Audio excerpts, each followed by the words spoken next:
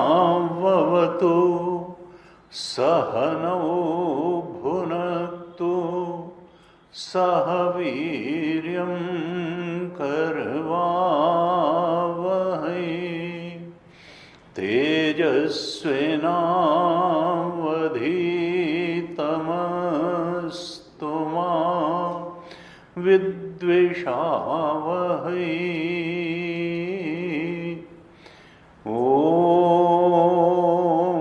शांति शांति शांति।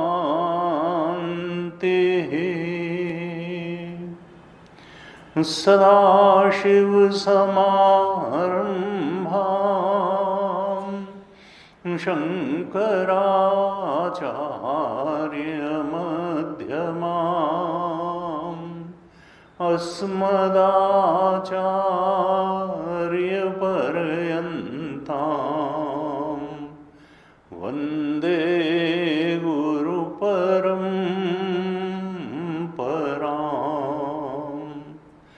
अज्ञानतिमिरान्धस्य ज्ञानाञ्जनशलाकया चक्षुरुन्मीलितं येन तस्मै श्री गुरवे नमः। सच्चिदानन्दरूपाय विश्वोत्पत्त्यादिहेतवे तापत्रयविनाशाय श्रीकृष्णाय वयं नुमः। यं प्रव्रजन्तमनुपेतमपेतकृत्यं द्वैपायनो विरहकातराजुहाव पुत्रेति तन्मयतया तरवोऽभिनेदुः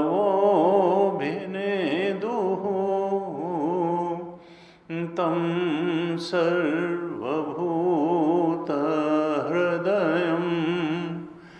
मुनिमानतोऽस्मि। तं सर्वभूतहृदयं मुनिमानतोऽस्मि।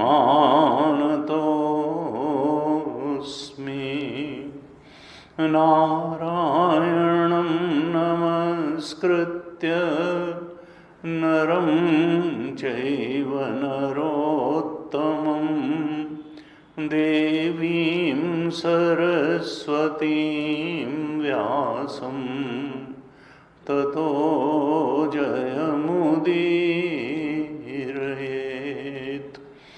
कृष्णाय वासुदेवाय हरये परमात्मने प्रणतक्लेशनाशाय गोविन्दाय नमो नमः। प्रणतक्लेशनाशाय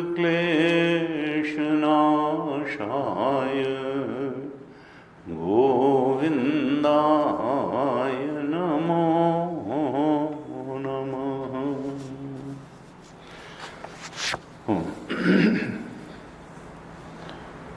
श्रीमद् भागवत महापुराण के अध्ययन के क्रम में हम लोग दशम स्कंद पर चर्चा कर रहे हैं और हमने लगभग इसके 46 चैप्टर्स पे चर्चा, कुल 90 अध्याय हैं दशम स्कंद में, हमने 46 अध्याय तक चर्चा की थी।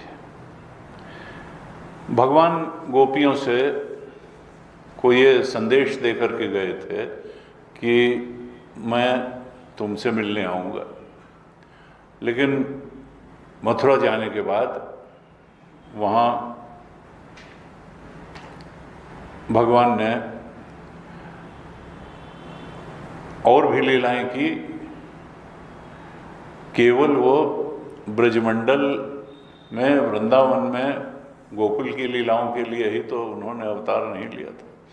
उनके अवतार का असली उद्देश्य तो वास्तव में असुरों का संहार करना और भक्तों को सुख देना। तो गोपियाँ उनकी भक्त थीं, तो वहाँ तो भक्तों को सुख दिया, गोपियों को सुख दिया, ग्वाल बालों को सुख दिया, नंद बाबा को सुख दिया, माता यशोदा को सुख दिया और दुष्टों का संहार भी किया, असुरों का संहार भी किया।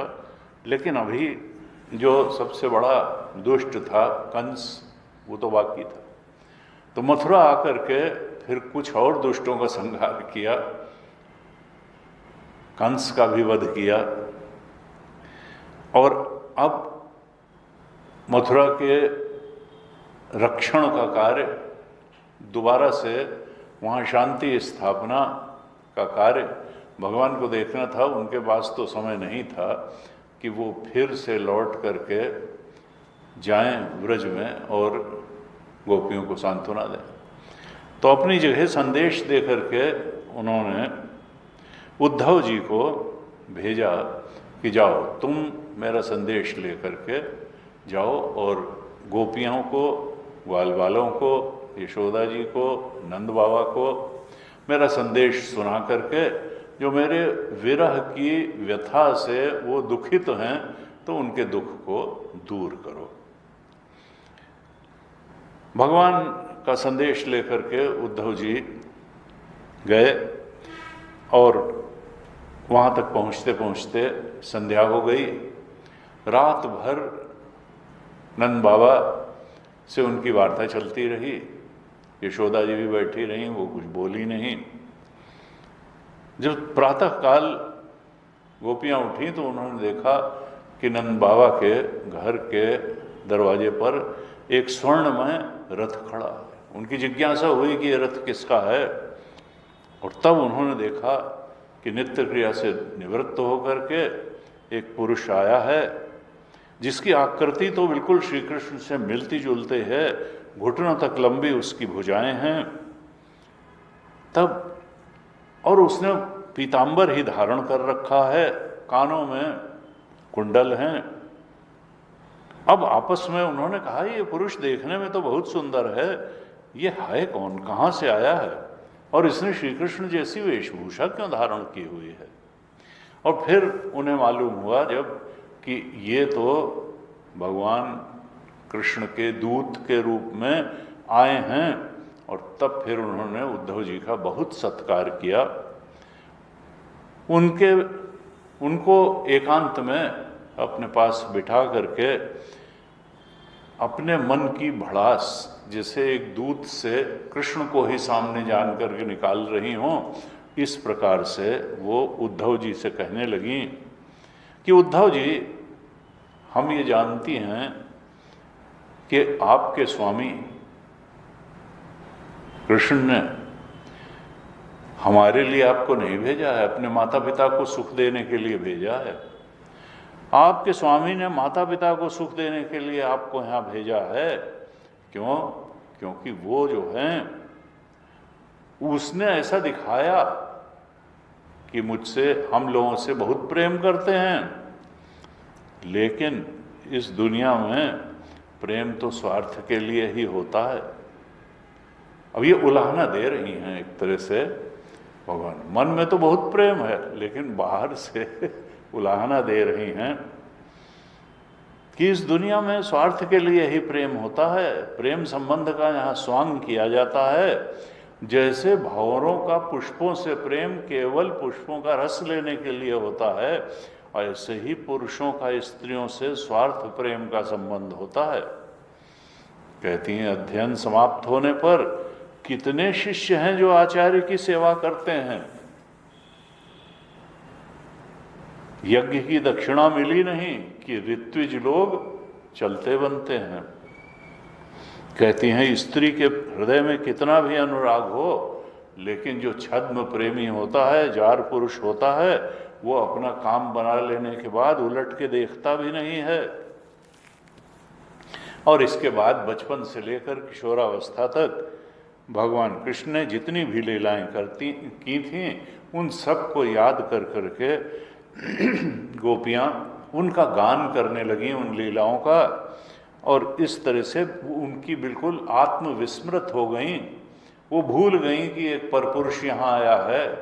वो स्त्री सुलभ लज्जा को भी भूल गईं और फूट फूट कर रोने लगीं, भगवान की याद में रोने लगीं।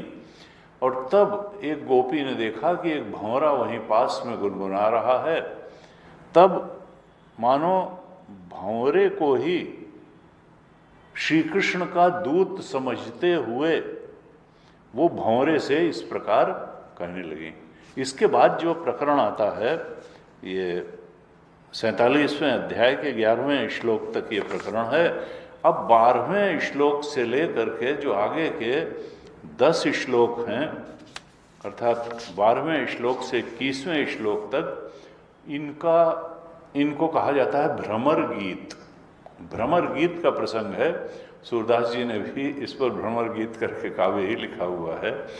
तो ये जो 10 श्लोक हैं 12 से 21 तक, ये बड़े प्रेम से भरे हुए, अनुराग से भरे हुए, स्नेह से भरे हुए और मान से भी भरे हुए श्लोक हैं। इनमें कृष्ण के प्रति प्रणय निवेदन भी है, अनुराग भी है, भाव भी है, महाभाव भी है। इसमें मादर मोहन मोदन सब कुछ है। बड़े सुंदर श्लोक हैं। तो भंवरे को प्रतीक बनाते हुए, कृष्ण दूत का प्रतीक भंवरे को मानते हुए, एक गोपी ने कहा कि अरे मधुप, तू कपटी का सखा है। और ये उद्धव को एक प्रकार से कह रही, तू कपटी का सखा है, इसलिए तू भी कपटी है। तू हमारे पैरों को, हे भ्रमर, तू हमारे पैरों को मत छू। जैसा तू काला है वैसे ही वो भी काले हैं। तू भी पुष्पों का रस लेकर उड़ जाता है और वैसे ही वो भी निकले। अरे भ्रमर, हम तो वनवासिनी स्त्रियां हैं, हमारे तो घर द्वार भी नहीं है। तू हमारे सामने कृष्ण का गुणगान क्यों कर रहा है? हम जानती हैं कि तुम हम लोगों को मनाने के लिए ऐसा कह रहे हो, लेकिन कृष्ण हमारे लिए कोई नए नहीं हैं, बिल्कुल जाने पहचाने हैं, पुराने हैं। तेरी चापलूसी यहाँ नहीं चलेगी, तू यहाँ से चला जा। देखो मत भंवरे, मैं जानती हूँ कि तू अनुनय विनय करने में बड़ा निपुण है। ऐसा लगता है कि तू अपने स्वामी श्री कृष्ण से यही सीख करके आया है कि रूठे हुए को मनाने के लिए कितनी चाटुकारिता करनी चाहिए। लेकिन तू ये समझ ले कि तेरी दाल यहाँ नहीं गलेगी, क्योंकि श्री कृष्ण ऐसे निर्मोही निकले कि हमें छोड़ करके वो चलते बने। और ये कोई नई बात नहीं है। वो जब जब अवतार ग्रहण करके इस धरती पर आते हैं, तब तक उनका यही रहा।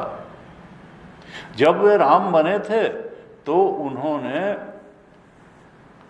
जो राजा बलि था, बलि को छिप करके मारा था और बड़ी निर्दयता से मारा था।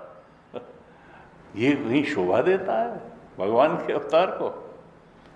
और शूर्पणखा बेचारी प्रणय निवेदन पूर्वक उनके पास गई विवाह की इच्छा से, और उन्होंने अपनी स्त्री के वशीभूत होकर के उसके नाक कान काट लिए, उसे कुरूप कर दिया।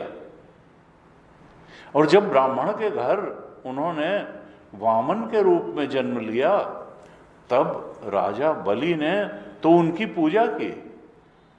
उन्होंने उनकी मुँह मांगी वस्तु दी, 3 पग जमीन मांगी तो दे दी, और उन्होंने उसकी पूजा ग्रहण करके भी उसको पाश से बांध करके पाताल में डाल दिया। ऐसे ऐसे तो ये है। और हम लोगों से प्रेम जताते हुए फिर वो ये कह करके कि मैं आऊंगा, चले गए। और अगर तुम ये कहो कि जब वो इतने खराब हैं, इतने अवगुणी हैं, तो फिर तुम लोग उनकी चर्चा क्यों करती हो? तो देखो भंवरे, उनकी चर्चा का, उनकी याद का जिसको चस्का लग जाता है वो उनकी याद छोड़ ही नहीं सकता है। इसी तरह से हम भी चाहने पर भी न तो स्मरण से उनको निकाल सकती हैं, न उनको चर्चा उनकी छोड़ सकती हैं, क्योंकि कृष्ण की लीला का अमृत कण जो एक बार रसास्वादन कर लेता है वो फिर सब कुछ छोड़ के उन्हीं का हो जाता है। बहुत से लोग घर गृहस्थी भी छोड़ देते हैं, अकिंचन हो जाते हैं, कोई संग्रह परिग्रह भी नहीं रखते हैं, पक्षियों की तरह चुन चुन करके या भीख मांग के अपना पेट पाल लेते हैं, लेकिन वो भी कृष्ण की लीला कथा को नहीं छोड़ पाते हैं, क्योंकि उनका रस ऐसा है, उनके रस का स्वाद ऐसा है कि उसे छोड़ा नहीं जा सकता है। और यही दशा हमारी भी है। कहती हैं, अच्छा कृष्ण के प्यारे दूत, तुम ये तो बतलाओ कि हमारे कृष्ण अब गुरुकुल से लौट करके मथुरा में सुखपूर्वक तो हैं, क्या कभी वो नंद बाबा की, यशोदा की और अपने यहाँ सगे संबंधियों की, ग्वाल वालों की याद भी करते हैं? क्या हम जो उनकी दासियां हैं इनकी भी कोई बात चलाते हैं? और कभी वो यहाँ आएंगे और फिर हमको उनका सानिध्य प्राप्त होगा? थोड़ा ये तो बताओ। शुकदेव जी कहते हैं, परीक्षित, गोपियां वास्तव में भगवान कृष्ण के दर्शन के लिए अत्यंत उत्कंठित थीं, व्याकुल थीं, उनके अंदर एक तड़प थी। और उनकी बातें सुन करके फिर उद्धव जी ने उनको सांत्वना देते हुए कहा, उद्धव जी ने कहा कि गोपियों, तुम कृतकृत्य हो, तुम्हारा जीवन ही सफल है, क्योंकि तुम लोगों ने अपना सर्वस्व कृष्ण को अर्पित कर दिया है। तुमने कृष्ण को अपना हृदय दे दिया, सर्वस्व दे दिया। और सत्य तो यह है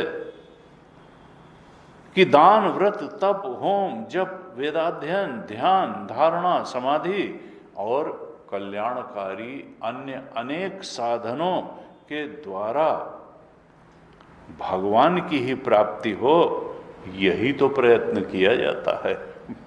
और तुम लोगों ने अपनी सर्वोत्तम प्रेमा भक्ति से ही कृष्ण के प्रति अपनी सर्वोत्तम प्रेमा भक्ति से ही भगवान में अपने आप को, अपने चित्त को, अपना सर्वस्व समर्पित कर दिया।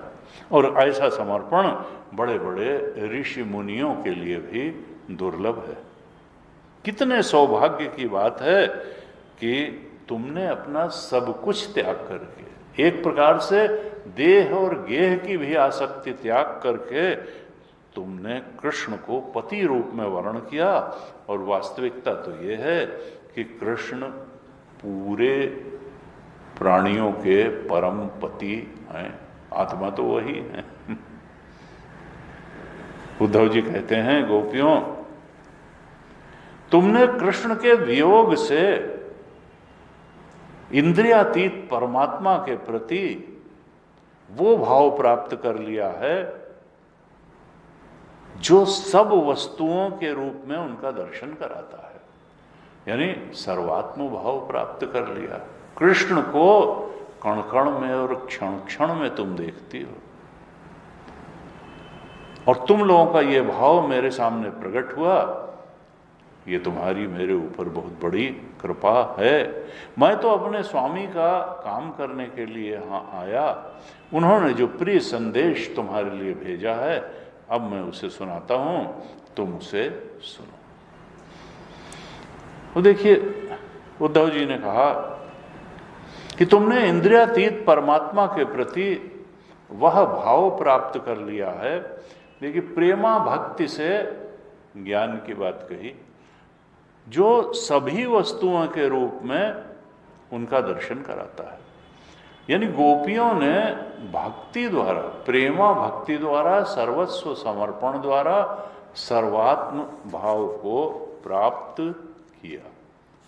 गीता जी में भी यही बात कही, यही जीवन का चरम और परम जीवन की उपलब्धि है। गीता जी में 5वें अध्याय के 7वें श्लोक में भगवान कहते हैं, इसी सर्वात्म भाव के ऊपर श्लोक है कि योग युक्तो विशुद्धात्मा विजितात्मा जितेंद्रियः सर्वभूतात्म भूतात्मा कुर्वन्नपि न लिप्यते। बोध प्राप्त कौन है? परम सत्य का बोध किसे है? जो सब कुछ को कृष्णमय देखता है, कृष्ण को सत्य देखता है, कृष्ण को अधिष्ठान देखता है, आत्मा को, परमात्मा को अधिष्ठान देखता है, और जितना उनके अलावा है उसको सुपर इम्पोजिशन अध्यास देखता है। कौन ऐसा देखता है? यहाँ गोपियों ने तो परम प्रेम भाव, प्रेमा भक्ति से सर्वस्व समर्पण करके उस बोध को प्राप्त किया। और गीता जी क्या कहती हैं, यानी अंदर से उनकी स्थिति क्या होगी, इस भक्ति की पराकाष्ठा से निर्मल शुद्ध हृदय प्राप्त करने के कारण यही है योग युक्तो विशुद्ध आत्मा। जो योग से युक्त हो गया, जिसका अंतःकरण अत्यंत निर्मल पवित्र हो गया, विशुद्ध आत्मा हो गया, यानी निर्मल अंतःकरण वाला हो गया, विजितात्मा, जिसका देह मन और इंद्रियां उसके कहे में है, और जितेंद्रियां, जिसकी इंद्रियां भी उसकी आज्ञा में रहती हैं। जो योग युक्त है, विशुद्ध आत्मा है, विजितात्मा है, जितेंद्रिय है, वही सर्वभूतात्म भूतात्मा हो सकता है। और फिर उसकी फलश्रुति क्या होगी कि कुर्वन्नपि न लिप्यते, वो कुछ भी करते हुए बाधित वृत्ति से ही व्यवहार करता है। वो जानता है कि व्यवहार जो है वो मिथ्या है। व्यवहार तो उपाधि को से तादात्म्य करके ही होता है। उपाधियों के आत्मा का आत्मा के साथ कोई व्यवहार संभव नहीं है, क्योंकि आत्मा तो एक अखंड सर्वव्यापक है। आत्मा का आत्मा के साथ कहाँ व्यवहार? व्यवहार हमेशा अहम को इदम से, आत्मा को अनात्मा से जोड़ करके होगा। ब्रह्मसूत्र हमने डलवाया हुआ, ब्रह्मसूत्र में कहते हैं भगवान शंकराचार्य कि अहम इदम मम इदम नैसर्गिको अयम लोक व्यवहार मिथ्या ज्ञान निमित्तः। व्यवहार जब होगा तो अहम को इदम, इदम जैसी कोई चीज नहीं है। इदम तो अनात्मा है, द्वैत है, जड़ है, प्रतीति मात्र है, अध्यास है। सत्य तो अहम है, एक अखंड सर्वात्म परमात्म चेतन ही सत्य है। लेकिन व्यवहार जब होगा तो अहम को इदम से जोड़ के होगा। अहम इदम मम इदम नैसर्गिको अयम लोक व्यवहार मिथ्या ज्ञान निमित्त। और अहम और इदम मिथ्या ज्ञान से ही जोड़े जाते हैं, नहीं तो जड़ चेतन ही ग्रंथि पड़ गई। जड़ का चेतन से संयोग का मतलब क्या है? यद्यपि मृषा छूटत, अहम और इदम का संयोग तो झूठा है, लेकिन छूटता नहीं, छूटत कठिन ही। सुनो तात यह अकथ कहानी, समुझत बने न जाए बखानी। जड़ चेतन ही ग्रंथि परी गई, यद्यपि मृषा झूठी है, छूटत कठिन ही। तब ते जीव भयउ संसारी, और छूट न ग्रंथि न होए सुखारी। श्रुति पुराण बहु कहे उपाई, छूट न अधिक अधिक रुझाई। ईश्वर अंश जीव अविनाशी। हम तो आत्मा क्या है? सच्चिदानंद चेतन अमल सहज सुख राशि चेतन है। अमल है, सहज सुख राशि, आनंद स्वरूप है, चेतना स्वरूप है, सत्स्वरूप है, ईश्वर अंश। और अंश क्या, एक गिलास पानी भी उतना ही H2 है जितना समुद्र H2O है। तो अंश और पूर्ण में कोई क्वालिटेटिव डिफरेंस नहीं होता। जीवात्मा और ब्रह्मात्मा में कोई क्वालिटेटिव अंतर नहीं, दोनों सच्चिदानंद है। ईश्वर अंश जीव विनाशी, वो तो शरीर से अटैच होने के कारण जीव बन गया। ईश्वर अंश जीव चेतन अमल सो माया बस भयो गोसाई बदेव कीर मरकट की नाई। तो ये कहते हैं कि प्रेम के बल पे योग युक्तो विशुद्धात्मा विजितात्मा जितेंद्रिय सर्वभूतात्म भूतात्मा। गोपियों की दृष्टि क्या हो गई, सर्वभूतात्म भूतात्मा। उद्धव जी कहते हैं श्री कृष्ण के वियोग से जो कुछ तुमको संयोग से नहीं मिला वो वियोग में मिल गया। इतनी जलन हुई, पीड़ा हुई। ऐसे ही कहते हैं अर्जुन ने गीता सुनी लेकिन उसको भूल गई थी। जब भगवान ने कहा कि अब मैं लीला का संवरण कर रहा हूं, तुम मेरी इन प्रिय पत्नियों को 16,108 थी ले करके जाओ और इनकी रक्षा करो, क्योंकि आज से कुछ जल्दी ही द्वारिका डूब जाएगी। और श्री कृष्ण लेके चले तो कोल भील ने उनको लूट लिया और वो उनकी रक्षा नहीं कर सके। उन्होंने कहा मैं वही त्रिलोक जयी अर्जुन, भगवान के जाने के बाद इस गांडीव में वो ताकत नहीं रही कि कोल भीलों का भी मुकाबला कर सके। कहते ना भीलन लूपटी गोपिका वही अर्जुन। यानी ताकत जो है वो परमात्मा से ही आती है। और फिर जब लौट करके आए तो उनकी दशा देख करके युधिष्ठिर ने कहा भी क्या बात क्या हुआ, तुमने किसी को कुछ देने का वादा करके क्या दिया नहीं, इसलिए तुम्हारा मन मलिन है? क्या तुमसे कोई अधर्मपूर्ण आचरण हो गया इसलिए तुम्हारा मन मलिन है? ऐसे 3-4 ऑप्शन करते हैं। फिर कहते हैं कि नहीं, तुम्हारा दुख देख करके, ये म्लान मुख देख करके लगता है कि श्री कृष्ण ने क्या तुम्हारा साथ छोड़ दिया, इस धरा को छोड़ के चले गए इसलिए। और अर्जुन रोने लगे और उनको इतना क्षोभ दुख और कृष्ण का वियोग से इतना उनका हृदय उद्वेलित हो गया कि उन्हें गीता का भूला हुआ ज्ञान फिर से याद आ गया। विरह में उनका हृदय उन आंसुओं ने इतना निर्मल बना दिया कि आत्म तत्व का बोध जो भगवान की उपस्थिति में केवल उसी समय हुआ था वो फिर से उनके वियोग में हो। इसीलिए कहते हैं वियोग में कई बार हम अपने प्रियतम के ज्यादा निकट होते हैं संयोग के मुकाबले। इसीलिए हमारे यहाँ संयोग श्रृंगार भी कहा गया और वियोग श्रृंगार भी कहा गया। अभी भगवान भी इस बात को आगे और बताएंगे। कहते हैं उद्धव कहते हैं कि मेरे सामने तुम्हारा वो रूप प्रकट हुआ, मेरे ऊपर बड़ी दया की और मैं अब अपने स्वामी का संदेश तुम लोगों को सुनाता हूं। अब उद्धव भगवान का संदेश सुनाते हैं। यहां पर जो संदेश है बड़ा तात्विक है, बिल्कुल वेदांत के उपदेश की पराकाष्ठा है जो कृष्ण का संदेश है गोपियों के लिए। कोई फिल्मी गाने जैसा संदेश नहीं है, उच्चतम ज्ञान का संदेश है। और वहां पर उद्धव उवाच नहीं है। व्यास भगवान ने, सुखदेव जी क्या कहते हैं, श्री भगवान उवाच, भगवान ने कहा, क्योंकि उद्धव अपनी बुद्धि से इतना बता ही नहीं सकते थे। उद्धव तो बुद्धि सत्तमा है, वो ज्ञान सत्तमा भी नहीं है। वो तो जब 11वें अध्याय में 11वें स्कंध में अभी उद्धव गीता आएगी तब जो है वो कृष्ण भगवान जब स्वयं उनको ज्ञान देंगे उसके बाद वो ज्ञान सत्तमा बनेंगे। अभी बुद्धि, अभी बौद्धिक बुद्धि विवेक बहुत है लेकिन बोधवत से प्राप्त वाला ज्ञान नहीं है। इसलिए शब्द निकल तो उद्धव के मुंह से रहे हैं लेकिन वो बोध की गहराई भगवान द्वारा दिया गया ज्ञान ही है। इसलिए उद्धव उवाच न लिख करके यहाँ व्यास जी ने लिखा श्री भगवान उवाच।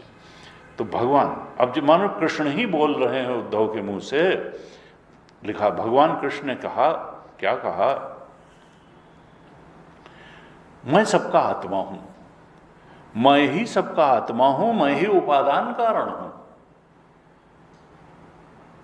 वेदांत में उपादान कारण, निमित्त कारण और कारण कारण, इस तरीके से 3 कारण कहे जाते हैं। मुख्य रूप से उपादान कारण और निमित्त कारण। उपादान कारण क्या होता है?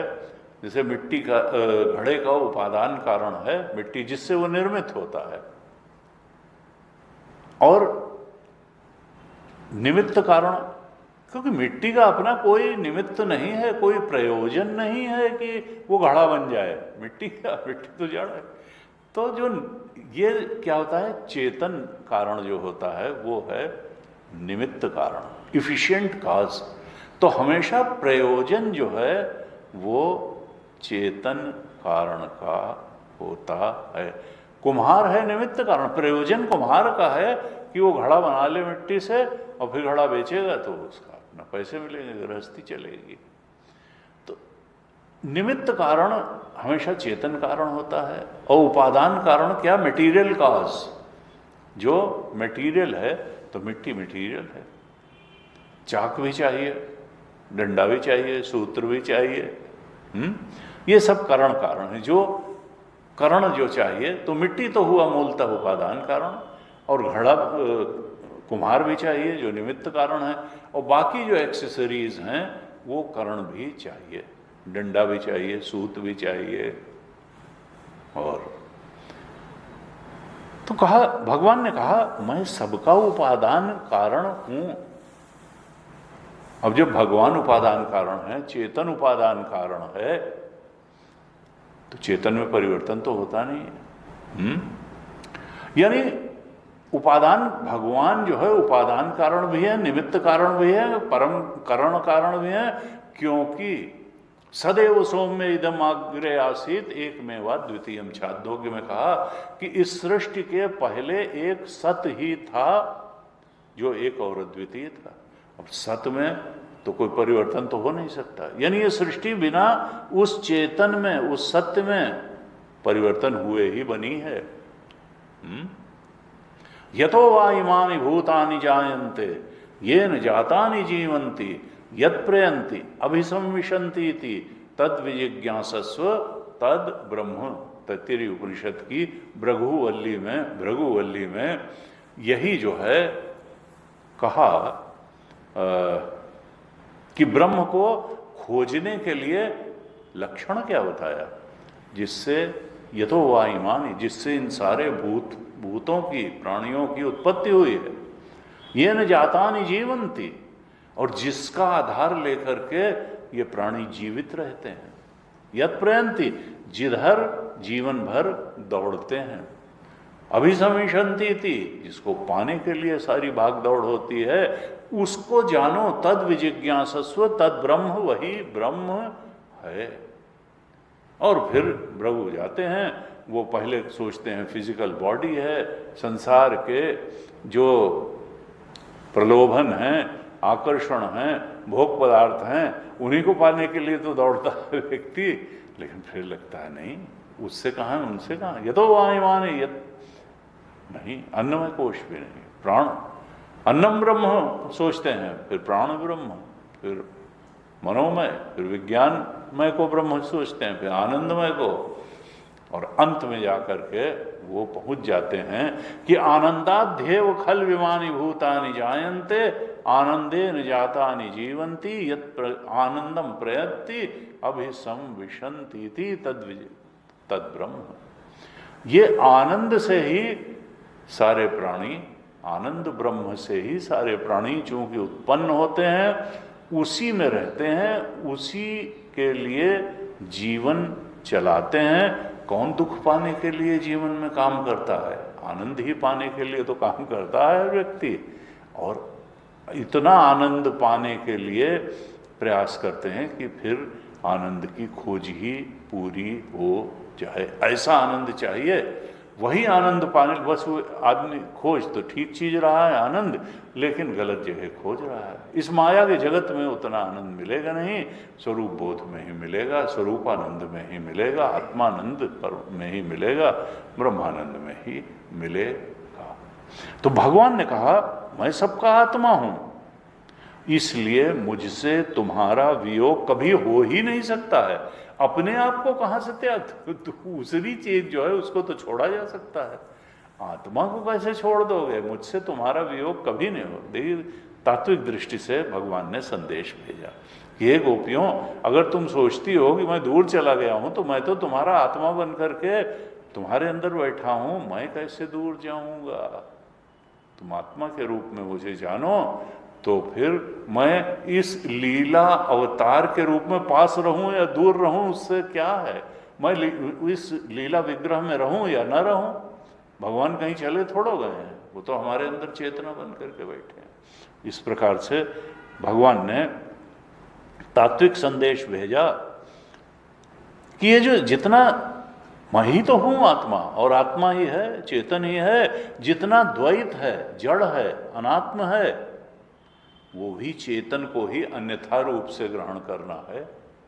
चूंकि अज्ञान है चेतन के सच्चे स्वरूप का, तो वही चेतन अन्यथा ग्रहण हो करके पहले नॉन एप्रीहेंशन ऑफ ट्रुथ हुआ, फिर मिस एप्रीहेंशन ऑफ ट्रुथ हो गया। हमने अपने को बॉडी मान लिया, हमने अपने को मन बुद्धि मान लिया, हमने अपने को इच्छाएं वासनाएं मान लिया, और हमने जगत को सत्य मान लिया, जगत के भेद विभेद को सत्य मान लिया।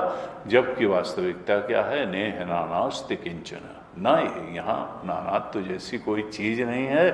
अधिष्ठान में तो एक है सर्वभूतात्म भूतात्मा, यहाँ आत्मा में अनेकता नहीं है, अध्यास में अनेकता है, अधिष्ठान में अनेकता नहीं है। भगवान ने ही कहा कि मैं तुमसे अलग कहाँ हूं, मैं ही मन में भी हूं, प्राण रूप में भी मैं हूं, मन रूप में भी मैं हूं, पंचभूत रूप में भी मैं हूं, इंद्रियों के रूप में भी मैं हूं, और इंद्रियों के विषय के रूप में भी मैं ही हूं। मैं ही इनका आश्रय हूं, वे मुझ में हैं और मैं उनमें हूं, और असल में मैं ही उनके रूप में प्रकट हो रहा हूं। है तो आत्मा, और हम उनको पंचकोशों के रूप में अनुभव कर रहे हैं, क्योंकि हम आत्मा को आत्मा के रूप में अनुभव नहीं कर पा रहे हैं। इसलिए हम आत्मा को पंचकोशों के और जगत के भेद विभेद के रूप में अनुभव कर रहे हैं। भगवान कहते हैं मैं ही इन सब के रूप में प्रकट हो रहा हूँ, मन के रूप में, प्राण के रूप में, इंद्रिय के रूप में, पंचभूत के रूप में, विषयों के रूप में मैं ही तो हूँ। फिर कहते हैं आत्मा जो है माया से भी परे है और माया के कार्यों से भी। ये जगत माया का कार्य है, ये पंचकोश माया का कार्य है, यानी पंचकोशों के भी परे है और जगत के भेद विभेद के भी परे है आत्मा, क्योंकि ये सब माइक है, ये माया की उत्पत्ति है, अविद्या की उत्पत्ति है, और मैं इनके परे हूं। मैं कैसा हूं? मैं विशुद्ध ज्ञान स्वरूप हूं, मैं कॉन्शियसनेस इटसेल्फ हूं, मैं नॉलेज इटसेल्फ हूं, विशुद्ध ज्ञान स्वरूप हूं, और मैं जड़ प्रकृति से रहित हूं। मेरी दृष्टि में से मुझ में जड़ प्रकृति नहीं है, जीव प्रकृति भी नहीं है, क्योंकि ये दोनों मेरी प्रकृतियां हैं। जीव भूताम महाबाहो ये तुम धार्यते जगत है। अष्टधा प्रकृति तो मेरी जड़ प्रकृति है और चेतन प्रकृति मेरी जीव है, लेकिन ये दोनों मेरी, मैं इन दोनों के परे हूं। 7वें अध्याय में भगवान ने बहुत ही स्पष्ट रूप से प्रारंभ में ही कहा था कि एतद योनि भूतानि सर्वाणि उपधारय। ये जो है अहम कृत्स्नस्य जगतः प्रभव, मैं ही सबका प्रभव और प्रलय करता हूं, और मत्तः परम नान्यत किंचिदस्ति धनंजय। मेरे से परे कुछ नहीं है, ये दोनों मेरी प्रकृतियां हैं, यानी मैं इनके परे हूं। कहते हैं कोई भी गुण मेरा स्पर्श नहीं कर पाते, क्योंकि गुण तो माया के हैं। सत रज तम तीनों गुण माया के ही हैं, और मैं माया के परे हूं, मैं माया के भेदों से रहित हूं, सर्वदा शुद्ध हूं, मैं गुणों के परे हूं। माया की ही 3 वृत्तियां हैं जिनको हम बहुत सच्ची मानते हैं। वो 3 वृत्तियां क्या हैं? जागृत, स्वप्न और सुषुप्ति। ये जागृत, स्वप्न और सुषुप्ति माया की ही तीन वृत्तियां हैं और इन्हीं के द्वारा वो एक अखंड सर्वव्यापक आत्म तत्व कभी विश्व के रूप में अनुभव में आता है। जागृत में अवस्था में उस चेतन का नाम होता है विश्व, और स्वप्न में वही चेतन जो एक अखंड सर्वव्यापक है, जिसके टुकड़े नहीं हो सकते हैं, वो तेजस के रूप में अनुभव में आता है। और डीप स्लीप में, सुषुप्ति में वही प्राज्ञ के रूप में अनुभव में आता है, क्योंकि कोई सृष्टि नहीं होती, न जागृत न स्वप्न की।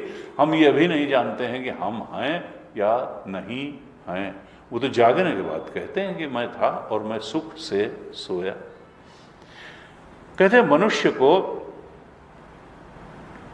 स्वप्न के में दिखने वाले जो पदार्थ हैं उन्हीं के समान जागृत अवस्था में भी जो इंद्रियों से विषय प्रतीत हो रहे हैं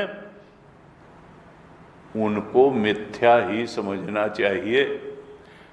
जैसे स्वप्न के विषय मिथ्या थे, ऐसे ही जागृत के विषय जो इंद्रियों से प्रतीत हो रहे हैं वे भी मिथ्या ही हैं। स्वप्न में दिखने वाले पदार्थ जैसे मिथ्या थे, ऐसे ही जागृत में भी इंद्रियों से जो विषय प्रतीत हो रहे हैं वे मिथ्या हैं। इसलिए मनुष्य का कर्तव्य क्या बनता है कि विषयों का चिंतन करने वाले मन और इंद्रियों को रोक ले। तो फिर करे क्या? चिंतन तो करेगा जब मन है, बुद्धि है, इंद्रिय है, उनका इनको विषय चिंतन से रोक ले और भगवत चिंतन में लगा दे, आत्मचिंतन में लगा दे, सत्य के चिंतन में लगा दे, आत्मा के चिंतन में लगा दे और अनात्म चिंतन से, विषय चिंतन से इनको रोक ले। यानी जगत के जागृत अवस्था के भी जो विषय हैं इनको स्वप्न के विषयों के समान ही जान करके इनसे आसक्ति को त्याग करके मेरे ही बोध के लिए, मेरे साक्षात्कार के लिए, आत्म तत्व के बोध के लिए पूरा प्रयास करे। मनुष्य जीवन का यही चरम और परम लक्ष्य है। वास्तव में यही एकमात्र लक्ष्य है। बाकी सब तो कमाई के धंधे हैं और शरीर चलाने का धंधा है। शरीर के ही संबंध हैं, शरीर की ही आवश्यकताएं हैं। चेतना की आवश्यकता तो परम चेतन के बोध को प्राप्त कर लेने की है। जीव चेतन का जो लक्ष्य है वो अपने ब्रह्म चेतन का साक्षात्कार कर लेना ही है, परमात्म चेतन के बोध में। तो क्या कहा भगवान ने? देखिए, सर्वोच्च वेदांत का उपदेश किया है गोपियों को कि यानी ये सृष्टि जो है और इसके भेद विभेद, ये आत्मा के अधिष्ठान में, सत्य तो आत्मा है, सत्य आत्म चेतन में ये वृत्तियां और वृत्तियों के विषय अध्यस्त हो करके मिथ्या ही भास रहे हैं। गुरु जी कहते थे कि देखो, तुम अगर इससे शुरू करोगे कि गाड़ी तो खड़ी है, सड़क तो बनी है और गाड़ियां दौड़ रही हैं, पुल बना है, सड़कें बनी हैं, तो फिर तुमको जगत मिथ्या कभी समझ में नहीं आएगा। अगर बाहर से शुरू करोगे तो लगेगा सब कुछ ठोस ठोस तो है, सच्चा तो है, मिथ्या कैसे कर लें कि जो इंद्रियों से जो दिख रहा है वो सत्य। उन्होंने कहा जगत को मिथ्या समझने के लिए अंदर से विचार शुरू करना पड़ेगा। तुमको ये समझना पड़ेगा कि भाई अगर एक ओंकार है, आत्मा है, परमात्मा है, चेतन है, तो एक तो चेतन के टुकड़े नहीं हो सकते हैं। जब आकाश के ही टुकड़े नहीं हो सकते तो चेतन और हम चेतन हैं, ये बात तो हम अंदर से जानते हैं। इसके लिए किसी से प्रमाणित कराने की जरूरत नहीं कि हम चेतन हैं। हम तो चेतन हमेशा निज रूप से जाना जाता है, पर रूप से जो होता है वो जड़ होता है। तो जब चेतन है और चेतन के अलावा कुछ नहीं, चेतन के टुकड़े नहीं हो सकते हैं, चेतन जो है सत्य है, कहा कि सत्यम ज्ञानम अनंतम ब्रह्म, वही सत्य है, वही ज्ञान स्वरूप है, वही चेतन स्वरूप है, वही सत स्वरूप है, चेतन स्वरूप है और वो अनंत है। तो अब जब अनंत है तो उसमें परिवर्तन हमेशा दूसरी चीज की जब उपस्थिति हो तभी परिवर्तन परिणमन हो सकता है। अगर एक ही चीज है तो वो बदल करके तो कुछ बन नहीं सकती। अब अगर बदल करके नहीं बन सकती है तो फिर ये कर्तृत्व भोक्तृत्व उसमें आ कहाँ से जाएगा? चेतन अगर सत्स्वरूप है, चेतन स्वरूप है, आनंद स्वरूप है, तो ये कर्ता भोक्ता कहाँ से बन जाएगा? यानी जीव कहाँ से बन जाएगा? तो इसका मतलब कि अंदर से चलेंगे तो ये जो जीवत्व है कि मैं हूं, ना ना, चेतन है। असल में तो बोध होना चाहिए कि चेतन है। ये मैं हूं कहाँ से घुस गया? उस चेतन में सीमाकरण कहाँ से कर दिया हमने? अनादि अविद्या के कारण। ये वी जो है, जो वासनाएं हैं, जो अनादि है, ये नहीं कह सकते कि वासनाएं क्यों आई। हमेशा से परमात्मा हमसे सीनियर नहीं है। वासनाओं के कारण हम अनादि अविद्या के कारण जीव बने भटक रहे हैं। ये जो वासनाएं हैं, इसी को गुरुदेव गीता कमेंट्री में बार बार कहते हैं कि अविद्या का मतलब क्या है? वासनाएं, अनंत इच्छाएं। ये वासनाओं के प्रक्षेपण के कारण, वासनाओं की पूर्ति के लिए ओंकार चेतन, ब्रह्म चेतन, जीव चेतन बन गया, पीएफटी बन गया, परसीवर फीलर थिंकर बन गया। क्यों? क्योंकि इसको ओईटी में इच्छाएं पूरी करनी थी। कभी ऑब्जेक्ट्स चाहिए थे, कभी कोई इमोशन चाहिए था, कभी कोई ज्ञान थॉट चाहिए थी। ऑब्जेक्ट, इमोशन, थॉट के पीछे भागने के लिए ये ओंकार पीएफटी बन गया, ये ब्रह्म चेतन जीव चेतन बन गया। और इस इच्छाओं के भोगों को भोगने के लिए फिर उसको एक फिजिकल बॉडी भी चाहिए था, माइंड भी चाहिए था, इंटेलेक्ट भी चाहिए था। वो सब भी इच्छाओं के प्रोजेक्शन से आविद बन गया, बॉडी भी बन गया। वो जो कारण शरीर है, वासनाएं, इच्छाएं, उस कारण ने बाकी दो शरीरों को भी बना लिया, स्थूल शरीर को भी और सूक्ष्म शरीर को भी। माइंड इंटेलेक्ट जो है वो सूक्ष्म शरीर है और बॉडी स्थूल शरीर है। वो कारण है, इसीलिए उसको कारण शरीर कहते हैं। वो सब कुछ का कारण है। असल में वो जो इच्छाएं या वासनाएं हैं, वो बॉडी, माइंड, इंटेलेक्ट का भी कारण है, वो पीएफटी का भी कारण है और वो ओईटी का भी कारण है। वो जो है कारण बन गई अनात्म के सृजन का, या बिना सृजित हुए ही अनात्म को सत्य दिखाने का और उनके भोग को के पीछे भगाते रहने का कारण बन गई ये वासनाएं भी।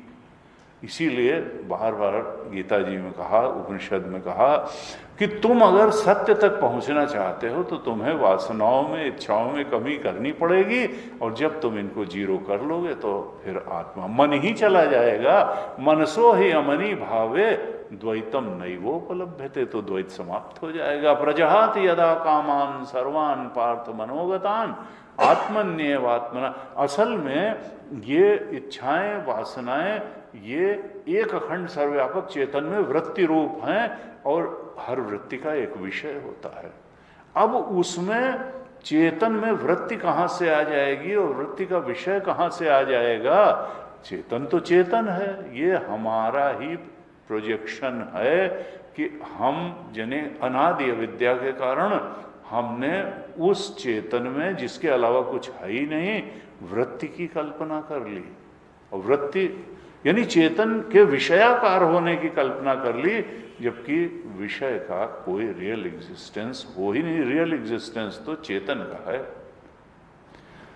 तो कहा देखो, तुम अगर ये पहले समझना होगा कि ये कर्तृत्व और भोक्तृत्व चेतन में आ ही नहीं सकता है, ये अविद्या की उपज है। और अगर कर्तृत्व भोक्तृत्व नहीं है चेतन में, तो फिर ये समझे तो फिर जगत की जरूरत क्या रह गई?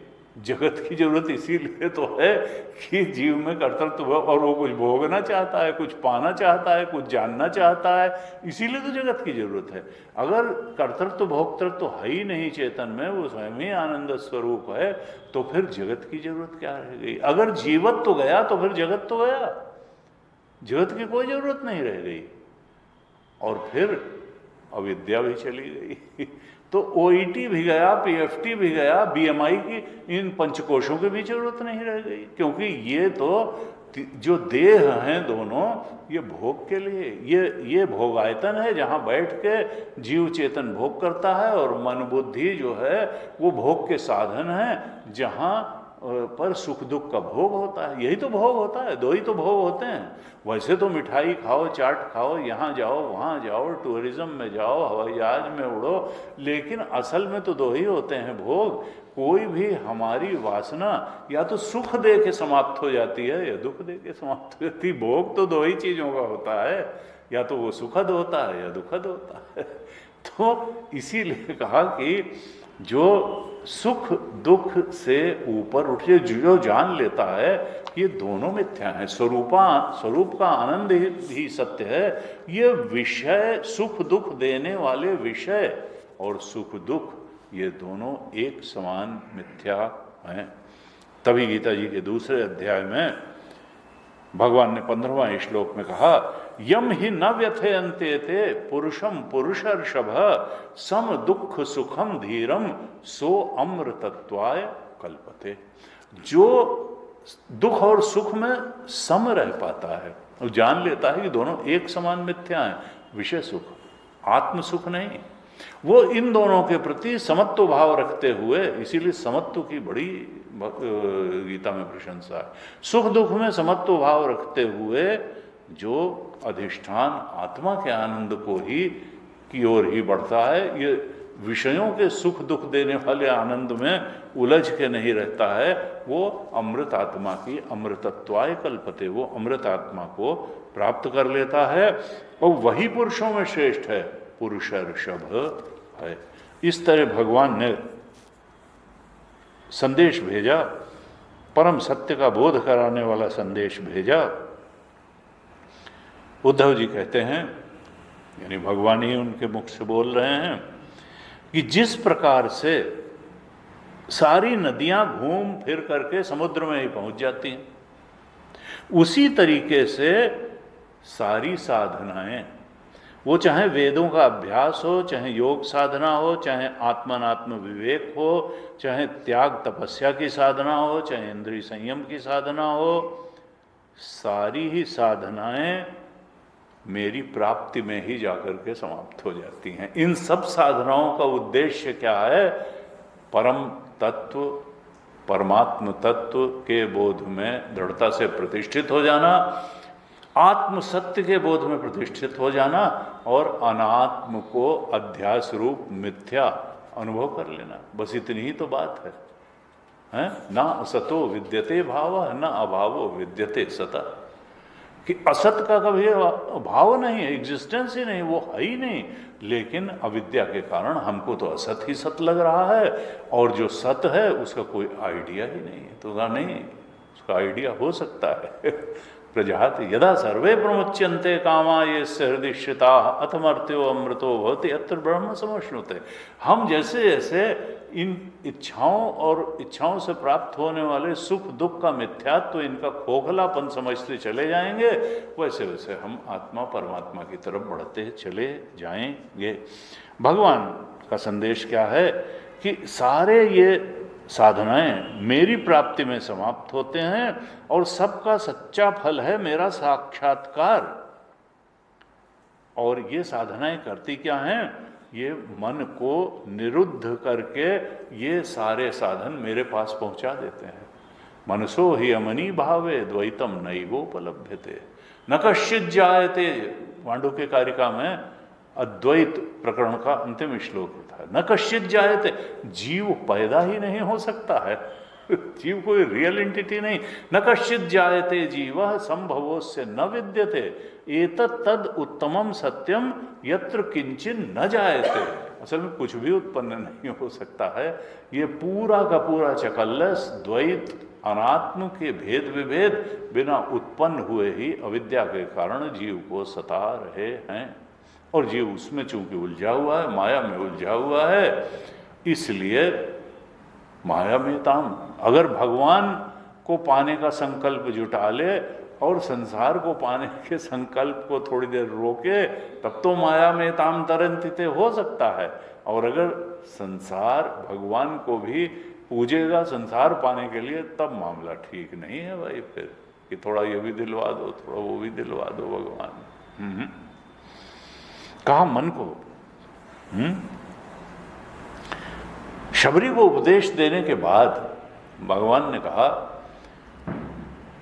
कि तुम्हारे पास तो मैं चल के आया, तुम्हारी भक्ति के कारण चल के आया, गुरु भक्ति के कारण और सत्य, परम सत्य परमात्मा की भक्ति के कारण मैं चल करके आया। तो कहा कि मम दर्शन फल परम अनूपा, जीव पाव निज सहज स्वरूपा। मेरे दर्शन का अनुपम फल क्या होता है कि जीव अपने स्वरूप बोध को प्राप्त कर लेता है। यानी बाहर भगवान खड़े हैं वो तो ठीक है, लेकिन जब तक हृदय में नहीं भगवान को पाया, अंतर्यामी को परम सत्य के रूप में नहीं समझा, तब तक नहीं होगा, तब तक नहीं होगा। जीव पाव निज सहज स्वरूपा। तो फिर कहते हैं कि गोपियों, इसमें संदेह नहीं है कि मैं ही तुम्हारे जीवन का सर्वस्व हूं, लेकिन मैं तुमसे इसलिए दूर चला गया कि तुम निरंतर मेरा ध्यान कर सको। क्योंकि शरीर के दूर रहने पर भी मन से तुम मेरी निकटता का अनुभव कर सको। क्योंकि अक्सर स्त्रियों और दूसरे प्रेमियों का चित्त भी अपने परदेसी प्रियतम में जितना लगा रहता है, उतना आंखों के सामने या पास रहने वाले प्रियतम में नहीं लगता है। कई बार दूरी जिससे होती है वो ज़्यादा निकट रहता है, उसकी याद ज़्यादा आती है। क्योंकि एक वेदांत का सिद्धांत है कि हमारा कोई मित्र है, सहारनपुर में है, तो हम उसकी याद कर सकते हैं, स्मृति में वो आएगा, हैं, स्मरण कर सकते हैं। और अगर सामने है तो काहे की स्मृति, वो तो है। तो कहा प्रत्यभिज्ञा, उसके लिए एक शब्द आता है प्रत्यभिज्ञा। स्वयं देवदत्ता, जिसको आज से 20 साल पहले देखा था, अरे ये तो वही देवदत्त है। तो ये सामने वाले की प्रत्यभिज्ञा हो सकती है, स्मृति नहीं हो सकती है, क्योंकि वो तो सामने है। अब स्मृति क्या होगी? स्मृति उसकी होती है जो परोक्ष हो, परोक्ष की ही स्मृति होती है। जो प्रत्यक्ष है उसकी स्मृति नहीं होती, उसकी प्रत्यभिज्ञा होती है कि स्वयं, अरे ये तो वही है जिससे 20 साल पहले हमारा संपर्क रहा था। तो कहा स्मरण में, और देखिए स्मरण में परमात्मा को बसाने की बात शास्त्र बार बार कहते हैं, अनन्यास चिंतयन्तो माम ये जना पर्युपासते। अनन्य चिंतन, अनन्य चेता सततम यो माम स्मरति नित्यशः, जो मेरा नित्य स्मरण करता है, नित्य चिंतन कर, तो परोक्ष का ही होगा। सामने ही होंगे, फॉर ग्रांटेड ले लेता है सामने वाले को आदमी कि उसका चिंतन कहाँ से होगा, स्मरण कहाँ।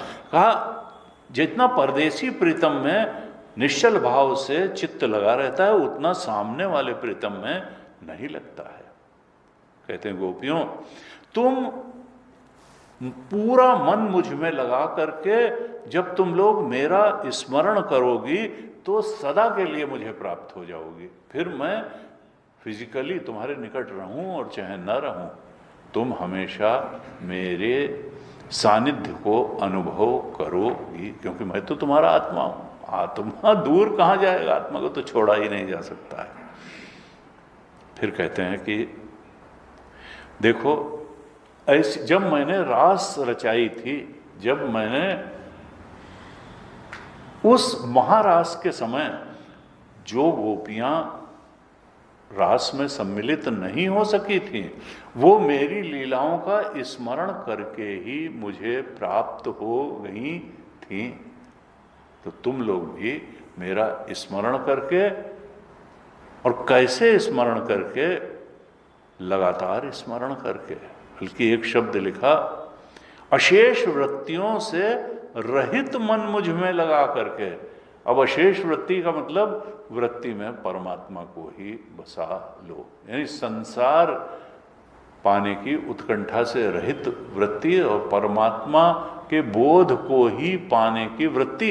एक ही वर्ण हो कि भाई हमें जो है, हमारी priority, top most priority in life क्या हो कि मुझे आत्मबोध प्राप्त करना है, आत्म सत्य को प्राप्त करना है, और उसके लिए फिर जो जो आवश्यक है वो करना है। जितना पैसा कमाना है उतना पैसा कमाना है, जितना संबंध रखना है उतना संबंध रखना है, जितना शरीर की देखभाल करनी है उतना शरीर की देखभाल करनी है। किसी चीज़ पर ज़्यादा जोर नहीं, किसी चीज़ पर कम जोर नहीं। लेकिन टॉप प्रायोरिटी क्या है, ओनली प्रायोरिटी क्या है? परम सत्य का बोध, परमात्मा सत्य का बोध। और उसके लिए फिर जैसी दिनचर्या चाहिए, जैसा खान पान चाहिए, जैसा जितना और जिसके प्रति जो भी करना है उतना करेंगे। कहा, मैं तुम्हें अवश्य मिलूंगा। अशेष वृत्तियों से रहित मन मुझ में लगा करके जब तुम लोग मेरा अनुस्मरण करोगी, तब शीघ्र ही सदा के लिए मुझे प्राप्त हो जाओगी। अब वृत्तियों से रहित मन तो आत्मा ही है। अगर व्यक्ति मन को वृत्तियों से रहित कर दे तो वहां आत्मा ही, मन तो नानक देव जी, मन तो ज्योत स्वरूप है, अपना रूप। मन भी रियलिटी में तो आत्मा ही है। वही ये वृत्तियां, वासनाएं जो वृत्ति रूप ही तो होती हैं वासनाएं, ये जो है अगर वृत्तियों से रहित कर दिया जाए तो मन ही समाप्त हो जाएगा, क्योंकि मन वृत्ति रूप ही है। वृत्तियों के प्रवाह को ही तो थॉट फ्लो इज माइंड, गुरुदेव का बड़ा प्रसिद्ध है, थॉट फ्लो इज माइंड। अगर थॉट ही नहीं रही तो माइंड तो आत्मा हो गया। थॉट फ्लो में ही तो हम फंसे पड़े रहते हैं। अगर मन वृत्ति रहित हो गया, अशेष वृत्ति रहित हो गया, तो वो आत्मा ही हो गया। तो आत्मा तो मिलाया है, फिर यही तो करना है। योगश्चित्त वृत्ति निरोधा तदा दृष्टु स्वरूपे अवस्थानम, तब दृष्टा अपने स्वरूप में स्थित हो गया। वृत्ति रहित मन तो आत्मा ही है। इस प्रकार से अगर वृत्ति रहित मन हो गया, अनन्य चेता हो गया, तो फिर तुम प्राप्त कर लोगे, यानी तत्वमसि के बोध को, अहम ब्रह्मास्मि के बोध को प्राप्त हो जाओगी। ऐसे जब भगवान ने दिया, ये संदेश भिजवाया, इसका मतलब क्या है कि उन्होंने तत्व का ज्ञान उद्धव के मुख से भेज करके, और चूंकि वो अधिकारी थी, क्यों अधिकारी थी? मोक्ष साधन सामग्र्याम भक्तिरेव, प्रेमा भक्ति से उनका मन, उनका अंतःकरण अत्यंत निर्मल और पवित्र हो गया था। इसलिए भक्ति की पराकाष्ठा पर पहुंची हुई वो गोपियां ज्ञान की अधिकारी थीं, और तब भगवान ने उनको ज्ञान दिया कि इस ज्ञान को प्राप्त करके फिर तुम्हें कभी विरह का दुख सताएगा ही नहीं। तुम नित्य मेरा सानिध्य का, सदा ही मेरे सानिध्य का अनुभव करोगी। इस प्रकार से इस संदेश के द्वारा भगवान ने भक्त को ज्ञान का उपदेश दिया। और भक्त को ज्ञान न हो, गुरु जी कहते थे कि भगवान को ये पसंद नहीं कि मेरा भक्त अज्ञानी रहे। तेषाम सतत युक्तानाम भजताम प्रीतिपूर्वकम ददामि बुद्धि योगम तम येन माम उपयांति थे। जो मेरा भक्त सतत मुझसे जुड़ा रहता है, जैसे गोपियां चाहे उलाहना दें, चाहे भौरे का प्रसंग, वो जुड़ी वहीं से हैं। चाहे उनको कपटी कहें, चाहे काला कहें, चाहे जैसा कहें, जार पुरुष कहें, तो ये मन वहीं लगा हुआ है? तो कहा कि तेषाम सतत युक्ता, जो सतत मुझसे जुड़ा हुआ है, वो प्रेम पूर्वक मेरा भजन कर रहा है, तो उसको मैं बुद्धि योग दे देता हूं, जिससे वो येन माम उपयांति थे, जिससे वो मेरे परमात्म स्वरूप के बोध को में प्रतिष्ठित हो जाता है। कैसे हो जाता है? तेषाम एव अनुकंपार्थम, उन पर मैं कृपा करता हूं। तेषामेवानुकंपार्थम अहम अज्ञान, मैं उनके अज्ञानजन्य अंधकार को दूर कर देता हूँ।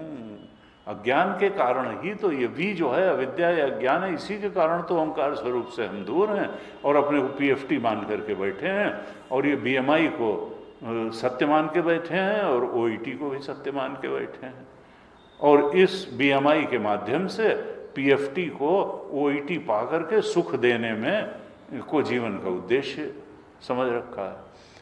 तो उन्होंने कहा तेषामेवानुकंपार्थम अहम अज्ञानजम तमः नाशयामि आत्मभावस्थो, अज्ञान को नाश कर देता हूँ और आत्मा के सत्य स्वरूप में स्थिति दे देता हूँ, आत्मभाव में स्थित कर देता हूँ। अब जीव भाव में नहीं रहने देता हूँ, संसार के सुख दुख के भाव में नहीं रहने देता हूँ। नाशयामि आत्मभावस्थो ज्ञान दीपेन, ज्ञान का दीपक लेकर के मैं स्वयं अपने भक्त के हृदय में खड़ा हो जाता हूँ, उसको आत्मबोध करा देता हूँ। भगवान कृपा कर। तो हमको क्या करना है कि हमको भगवान में प्रेम से समर्पण किए रहना है, भक्ति करते रहना है। हमको संसार की आसक्ति को धीरे धीरे दूर करते हुए भगवान की भक्ति को बढ़ाते चले जाना है। संसार से प्रेम को आसक्ति कहते हैं, भगवान से प्रेम को भक्ति कहते हैं। उसके पहले मच्चित्ता मद्गत प्राणा बोधयंत परस्परम कथयंत माम नित्यम तुष्यंति च रमन्ति च, मुझ में ही तुष्टि प्राप्त करो, मुझ में ही रमण, भगवत चर्चा में ही, भगवत स्मरण में ही तुष्टि और रमण जो प्राप्त करता है वही मुझसे सतत युक्त हो सकता है। अगर उसका रमण का केंद्र कहीं और है तो फिर वो मन वहीं जाएगा बार बार। इसलिए कहा कि देखो, भगवान ने कहा बुद्धि भी मुझे चाहिए, मन भी चाहिए, रमण कम भी मुझ में हो, चिंतन भी मेरा हो। रमण बार बार भगवान कहते हैं बुद्धि दे दो, मन दे दो, रमण का केंद्र भी मुझे बना लो और विचार का केंद्र भी मुझे, विचार भी मुझे अर्पित, भावनाएं भी मुझे अर्पित। इस प्रकार से भगवान सुखदेव जी कहते हैं परीक्षित से कि परीक्षित, जब कृष्ण का ये संदेश गोपियों ने सुना तो उनको बहुत आनंद हुआ, बोध में स्थित हो गई, उनको कृष्ण की एक लीला याद आने लगी और बहुत प्रेम से भर करके उन्होंने उद्धव जी से कहा, अब कोई कंप्लेंट नहीं कर रही हैं, न काला कह रही हैं, न कपटी कह रही हैं, न कुटिल कह रही हैं। अब कहती हैं उद्धव जी से, कितने सौभाग्य की बात है कि पापी कंस मारा गया। उद्धव जी आप बताइए कि जिस प्रकार से हम भगवान से प्रेम करती थीं और उनकी पूजा करती थीं, क्या मथुरा की स्त्रियां भी उनसे इतना प्रेम करती हैं और उन हृदय से उनकी पूजा भी करती हैं? फिर कहती हैं, क्या श्री कृष्ण कभी उन रात्रियों का स्मरण करते हैं जब उन्होंने रास मंडल बना करके हमारे साथ नृत्य किया था? और क्या क्या कभी कृष्ण हमको फिर से जीवन दान जैसे देने के लिए यहाँ आएंगे? जब एक ने ये कहा तो दूसरी सखी ने कहा कि अरे श्री कृष्ण क्यों यहाँ आने लगे, वो तो कृतकृत्य हैं भाई, वो तो परमात्मा है, उनके लिए तो कुछ करना न करना कोई ऐसी बात नहीं है, वो तो सब कुछ कर चुके हैं। भगवान को क्या करना, जीव को बहुत कुछ करना है, परमात्मा को क्या करना, उसका कोई लक्ष्य ही नहीं, वो तो परमानंद में है, कृतकृत्य है, वो तो कृतकृत्य हैं। उनको हमारे बिना उनका कौन सा चैन छिना हुआ है और कौन सा काम अटका हुआ है जो वो यहाँ आएंगे? फिर उलाहना देती है, कहती है देखो पिंगला ने वेश्या होने पर भी कितनी सुंदर बात कही थी। 47वें अध्याय के 47वें श्लोक में ही कहा, परम सौख्यम ही नैराश्यम सौरिणी अपि आह पिंगला तज्जानती नाम न कृष्ण तथापि आशा दुरत्या। पिंगला ने क्या कहा था, यद्यपि वो वेश्या थी फिर भी उसने कितनी ऊंची बात कही कि संसार में किसी से आशा न रखना। परम सौख्यम, और सबसे बड़ा सुख किसमें है? परम सौख्यम, सबसे बड़ा सुख क्या है कि किसी से कोई आशा मत रखो, हैं? क्योंकि संसार में जिससे भी आशा रखोगे वो आशा पूरी नहीं होगी। परम सौख्यम ही नैराश्यम, संसार में आशा कामना न रखना ही परम सुख है, ये बात हम जानती हैं। फिर कहती लेकिन फिर भी ये बात जानते हुए भी हम इस आशा को छोड़ने में असमर्थ हैं कि कृष्ण लौट के आएंगे। कृष्ण के शुभागमन की आशा तो हमारा जीवन है। हम ये जानते हुए कि पिंगला ने ये बिल्कुल सत्य कहा था, और ये वहाँ आएगा भी, आगे भी आएगा। सुखम सुस्वापि पिंगला, वो बैठी थी और सोचती थी, जो ही उसमें आता था उधर से तो सोचती थी कि हमारे प्रति आकर्षित होगा और आएगा और हमसे संबंध बना के थोड़ा पैसा हमको दे जाएगा। बैठी रही बैठी रही बैठी रही, आधी रात से ज़्यादा बीत गई, और तब अचानक उसको ये ज्ञान अंदर से हुआ कि ये तुम किसके चक्कर में जो है बैठी हुई हो। और तब उसने कहा सुखम, जाके सुख से सो गई। क्योंकि जब तक उसने कि कोई आएगा मेरे इस देह का ग्राहक और अपना मेरे से सुख प्राप्त करके मुझे कुछ धन देगा, जब तक ये संसार के इस प्रकार के पुरुषों से आशा लगाए थी तब तक उसको निराशा ही मिलती रही, कोई सुख नहीं मिला। जब उसको लगा अरे ये सब मिथ्या है, मैं अपने को भी बर्बाद कर रही हूँ, दूसरों को भी, और तब वो जाके सुख से सो गई। और कहते ये हैं कि असल में सुखदेव जी उधर से निकल रहे थे, उनके शरीर की हवा उसको लग गई थी संत के शरीर की, इसलिए इतना ऊंचा विचार उसके अंदर आ गया। है संत मिलन सम सुख जग नाही, ऐसे कहा। कहती उद्धव जी हम उनको मर के भी नहीं बोल सकते हैं, क्योंकि उन्होंने हमारा चित्त चुरा लिया है, हमारा मन हमारे वश में नहीं है। हम उन्हें भूलें तो किस तरह भूलें। कहती हैं श्याम सुंदर, ये सारा गोकुल, ये सारे ग्वाल बाल, तुम्हारे माता पिता गौएं, हम गोपियां, सब कोई तुम्हारे बिना दुख के अपार सागर में डूब रहा है। तुम हमको बचाओ, हमारी रक्षा करो। इस प्रकार से गोपियों ने सुना, भगवान कृष्ण के संदेश को सुना और उस संदेश को आत्मसात करके फिर उनको बड़ा सुख मिला। सुखदेव जी कहते हैं परीक्षित, इस ज्ञान से ततः ताः कृष्ण संदेशैः व्यपेत विरह ज्वरा उद्धमं पूजयांश्चक्रुः ज्ञात्वा आत्मानम् अधोक्षयम्। कृष्ण संदेशैः व्यपेत विरह ज्वर, जिस विरह के ज्वर में वो जल रही थी, विरह की अग्नि में, विरह के ताप में जल रही थी, कृष्ण के संदेश को प्राप्त करके उनकी वो विरह व्यथा शांत हो गई। क्यों शांत हो गई? ज्ञात्वा आत्मानम अधोक्षजम, वे अपने आत्मा के रूप में ही भगवान कृष्ण को समझ गई कि भगवान कृष्ण आत्मा से अलग कुछ नहीं है, मेरी आत्मा कृष्ण स्वरूप ही है। भगवान के संदेश से वे इंद्रियातीत भगवान श्री कृष्ण को अपने आत्मा के रूप में समझ गईं और सर्वत्र वही है, ये बात सर्वभूतात्म भूतात्मा है, ये भी समझ गईं। और इस प्रकार से इस बोध को प्राप्त करके वो शांति को प्राप्त हो गई, उनकी विरह व्यथा शांत हो गई और अब वे उद्धव जी का बड़े प्रेम से सत्कार करने लगी। लिखा है उद्धव जी गोपियों की विरह व्यथा को मिटाने के लिए कई महीनों तक वहां रहे और भगवान कृष्ण की अनेक अनेक लीलाएं, उनकी अनेक अनेक बातें सुना कर ब्रजवासियों को आनंदित करते रहे।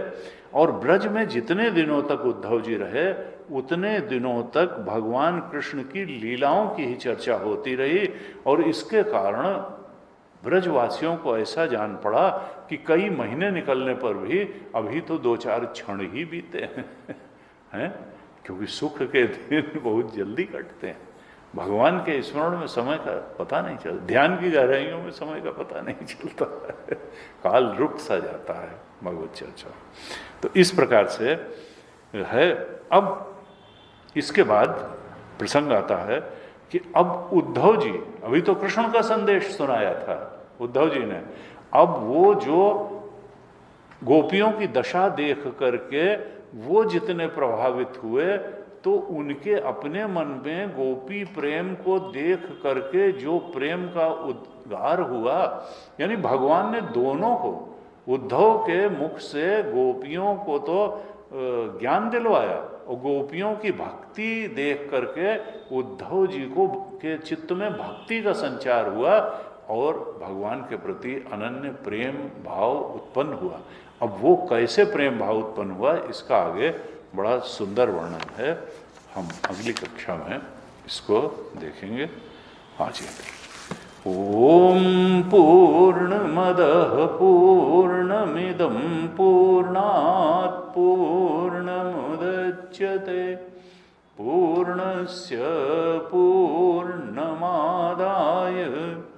पूर्णमेवावशिष्यते। ओम शांति शांति शांति। हरि ओम। श्री गुरुभ्यो नमः। हरि ओम।